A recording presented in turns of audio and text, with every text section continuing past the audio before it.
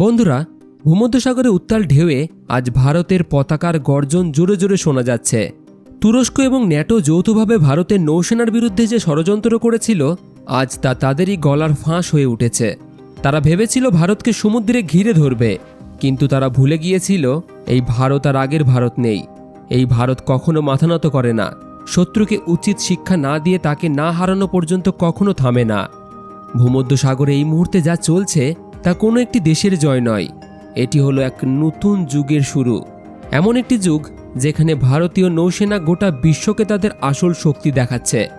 NATO যখন তাদের 122টিরও বেশি যুদ্ধজাহাজ নামিয়েছিল, তারা ভেবেছিল ভারতকে ভয় দেখাবে, কিন্তু তারা এটা ভাবেনি তাদের সামনে যে দেশটি রয়েছে সেটা কোনো ছোটোখাটো দেশ নয়। তারা যার মুখোমুখি হয়েছিল সেই দেশ সমুদ্রের সম্রাট, নাম হলো ভারত। তবে এর শুরু কোথা থেকে? ন্যাটো কিভাবে ভারতকে ফাঁদে ফেলার চেষ্টা করছিল, এবং ভারতের আইএনএস বিক্রান্ত কিভাবে সাইবার যুদ্ধ এবং S-400 সিস্টেম দিয়ে পাল্টা আঘাত হানল, এবং এই নৌ সংঘাত কিভাবে জাতিসংঘে পৌঁছালো ও তুরস্ক সবার সামনে অপমানিত হলো, আসুন জেনে নিই। ভারতীয় নৌসেনা এমন নিখুঁতভাবে জবাব দিয়েছে যে ন্যাটো দেশগুলোর চোখ এখন কপালে উঠেছে। ভারত সরাসরি তাদের সেই ঘাঁটিগুলি লক্ষ্যভ্রষ্ট করেছে যা ন্যাটো তার সবচেয়ে বড় শক্তি বলে মনে করত। শত্রুরা ধারণাও করতে পারেনি যে ভারতীয় নৌসেনা এত দ্রুত ভূমধ্যসাগরে প্রবেশ করবে। তবে ভারত সরাসরি আইএনএস বিক্রান্ত নিয়ে ভূমধ্যসাগরের সামনে এন্ট্রি নিল। আইএনএস বিক্রান্ত এটি শুধু একটি জাহাজ নয়, এটি একটি চলমান দানব যা শত্রুপক্ষের কপালের ঘাম ছুটিয়ে দেওয়ার জন্য যথেষ্ট। এর ভেতরে যে প্রযুক্তি লুকিয়ে আছে তা দেখে রাশিয়া এবং আমেরিকার মতো দেশও অবাক হয়ে যায়। আইএনএস বিক্রান্তের এই হঠাৎ এন্ট্রি পুরো ভূমধ্যসাগরে ভারতের শক্তিকে পুরো বিশ্বের সামনে তুলে ধরল। ভারত শুধু জলপথেই নয়, একই সাথে ব্রাহ্মস মিসাইল ছুড়ে একাধিক লক্ষ্যবস্তুকে এক ঝটকায় শেষ করতে পারে। কিন্তু আসল খেলা শুরু হলো যখন ভারত এই যুদ্ধজাহাজগুলিতে S-400 এয়ার ডিফেন্স সিস্টেম মোতায়েন করল। এই সিস্টেম যে কোনো বিমান বা মিসাইলকে হাজার হাজার কিলোমিটার দূর থেকেই ধ্বংস করতে পারে। আইএনএস বিক্রান্তে এটি যুক্ত হওয়ার ফলে এটি শুধু সমুদ্রেই নয়, বরং আকাশের রাজা হয়ে উঠেছে। আর এই কাজ ভারত গোপনে করেছে, অর্থাৎ প্রতিটি ভারতীয় যুদ্ধজাহাজ এখন জল ও আকাশ উভয়কেই নিয়ন্ত্রণ করছে। ভূমধ্যসাগরে ভারতের কৌশল এতই মারাত্মক ছিল যে তুরস্ক পুরোপুরি ফাঁদে পড়ে গেল। ভারত কেবল মিসাইল দিয়ে আক্রমণ করেনি, বরং বুদ্ধি দিয়েও আঘাত করেছে। ভারত ন্যাটোর সম্পূর্ণ যোগাযোগ ব্যবস্থা জ্যাম করে দেয়। তাদের জাহাজগুলো একে অপরের সঙ্গে কথা পর্যন্ত বলতে পারছিল না। ভারতের সাইবার ওয়ারফেয়ার টিম এমন একটি জাল বিছিয়েছিল যে তুরস্কের সকল ড্রোন নেটওয়ার্ক বসে যায়, যার ফলে এখন তাদের জাহাজগুলি সমুদ্রে ভাসছে ঠিকই, কিন্তু তারা এখন সম্পূর্ণ অকেজো অবস্থায় রয়েছে। এই ঘটনার পর এখন ন্যাটোর দেশগুলি নিজেরাই নিজেদের মধ্যে ঝগড়া শুরু করেছে। তারা বলছে তুরস্কের জন্য ন্যাটোর সম্মান ধূলিসাৎ হয়ে গেছে। আজ যখন ভারত এই পুরো বিষয়টি জাতিসংঘে তুলে ধরল, তখন তুরস্কের লজ্জায় মাথা নত করা ছাড়া আর কোনো উপায় ছিল না।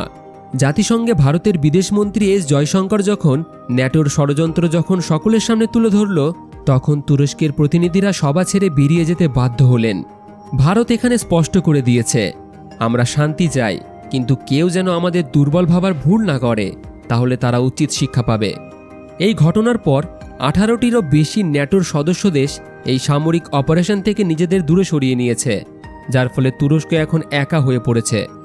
কিন্তু অন্যদিকে ন্যাটো এখন এক নতুন চাল চেলেছে। তারা রেড সি এবং জিব্রাল্টারের রাস্তা বন্ধ করে ভারতকে ভূমধ্যসাগরে আটকাতে চাইছে। এতে ভারতের জাহাজগুলি যাতায়াতে সমস্যা হতে পারে, কিন্তু ভারত উল্টো গেম খেলে দিয়েছে। ভারত আগেই সেই রুটগুলিতে তাদের জাহাজ মোতায়েন করে দিয়েছে। সবচেয়ে গুরুত্বপূর্ণ হলো আইএনএস বিক্রমাদিত্য এখনও ভূমধ্যসাগরে প্রবেশ করেনি। যখন সেটি প্রবেশ করবে, তখন ন্যাটোর পালানোর কোনো জায়গা থাকবে না। ভারত এখন তুরস্কের পার্শ্ববর্তী দেশগুলির সাথে শক্তিশালী চুক্তি করছে। এর মানে হলো তুরস্ক তাদের সীমা অতিক্রম করলেই ভারত সরাসরি হস্তক্ষেপের অধিকার পাবে। ভারত এখন ভূমধ্যসাগরে স্থায়ীভাবে তার উপস্থিতি পুরো বিশ্বের কাছে জানিয়ে দিতে চায়।